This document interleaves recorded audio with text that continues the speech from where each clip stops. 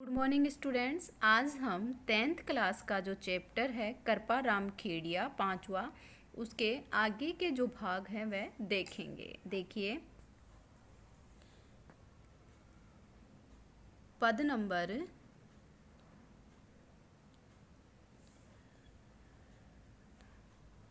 5 देखिए। इन्हें सु अवदात कहनी सोच विचार कर, बे मोसररी बात रूढ़ी लगे न राजिया। देखिए, यहाँ करपा राम खेड़िया ये शिक्षा देना चाहते हैं कि जो बात है वह व्यक्ति को सोच समझकर और यथास्थान को देखकर ही कहनी चाहिए। बिना यथास्थान को देखे हमें कुछ भी नहीं कहना चाहिए। हो सकता है जब वह बात वहाँ कही गई हो और वह उचित समय नहीं हो कहने का, तो वह जो सुनने वाला है उसे बुरी लग जाए। इहनी सु अवदात कहनी सोच विचार कर, यानी जो बात आप किसी को कहना चाहते हैं उस बात को कहने से पहले आप उसे सोच विचार कर कहिए।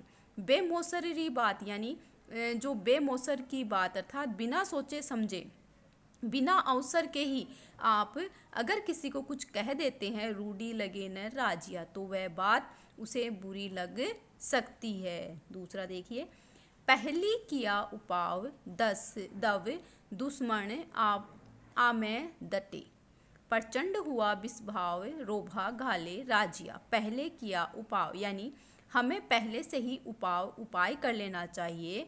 दब दुश्मन आप में डटे, जब हमारे पास अगर हमारा कोई शत्रु है तो हमें उससे बचने के लिए पहले से ही शत्रु को नष्ट करने का उपाय देख लेना चाहिए। प्रचंड हुआ विस्भाव रोभा घाले राजिया, अगर इसमें बताया गया है कि एक तो सबसे पहले किया उपाय दब दुश्मन आ में डटे, इसमें पहले हमें दुश्मन का, शत्रु का और अग्नि का और रोग का हमें पहले ही उपचार कर लेना चाहिए।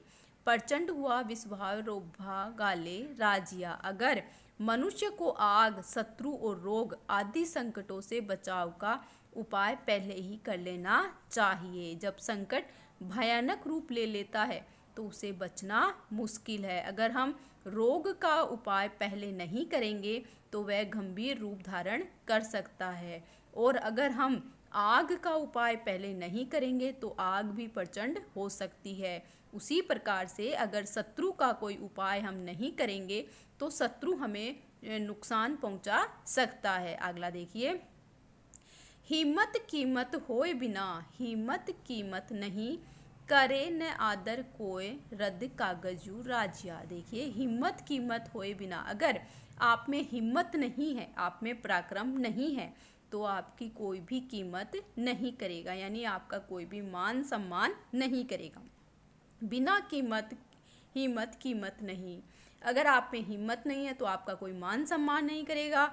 जिस प्रकार से आदर कोय रद्द कागज यू राजिया, जिस प्रकार से रद्दी कागज की कोई वैल्यू, कोई कीमत नहीं रहती, कोई मूल्य नहीं रहता, क्योंकि रद्दी कागज, जब हम उसी कागज को अगर खरीदते हैं तो वह ज़्यादा पैसों में मिलता है, लेकिन जब अगर उस पर लिख देते हैं या फिर वह रद्दी हो गया, बेकार हो गया, तो हम उसे रद्दी में जब बेचते हैं तो हमें उसका मूल्य कम प्राप्त होता है।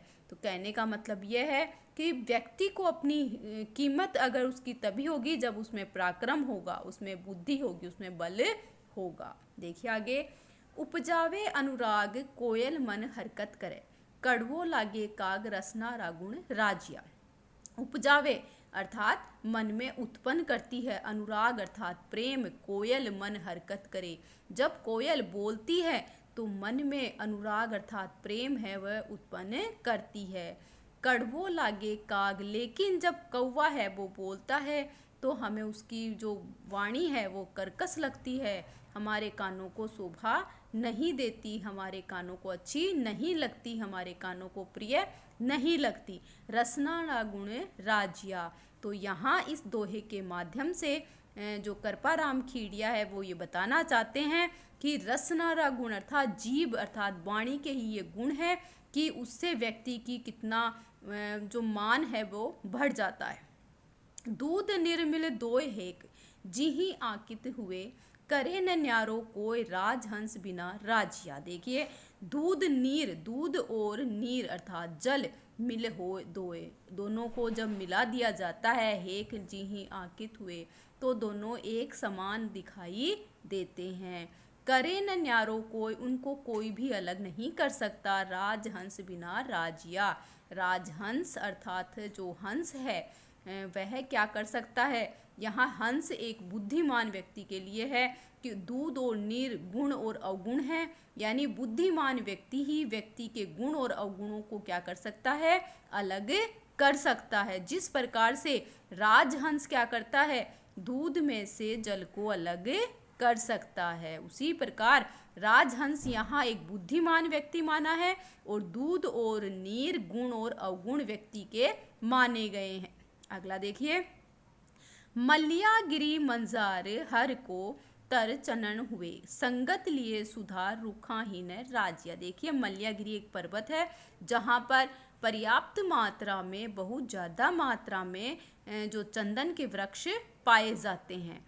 हर को तर चनन हुए, लेकिन संगत किए सुधार। तो देखिए इसमें संगत की बात बताई है कि मल्लियागिरी पर्वत पर बहुत मात्रा में, बहुत ज़्यादा मात्रा में इसके जो चंदन के वृक्ष पाए जाते हैं और उसके पास में जो अन्य वृक्ष उग जाते हैं वह भी खुशबू देने लगते हैं, यानी संगति का फर्क होता है। संगत लिए सुधार रूखा ही न राजिया।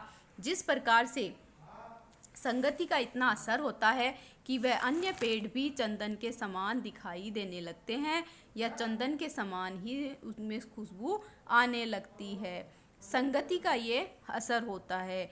लेकिन यानी जैसे व्यक्ति जिसकी संगति में बैठता है उसको वैसा ही उसमें गुण आ जाता है। धन्यवाद।